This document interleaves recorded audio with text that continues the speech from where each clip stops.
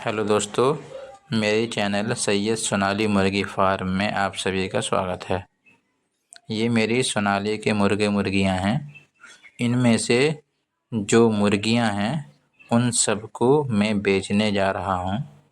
बहुत ही अच्छे दाम में आप सभी ले सकते हैं। आप ध्यान से सुने, इनमें से जितनी भी मुर्गियाँ हैं सिर्फ मैं उन्हीं को बेचने जा रहा हूँ।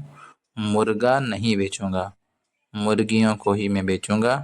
अगर आप में से किसी को चाहिए, वो स्क्रीन पे चल रहे नंबर पर कांटेक्ट कर सकते हैं। मेरा लोकेशन है शंकरपुर, ब्लॉक सालेपुर, डिस्ट्रिक्ट कटक।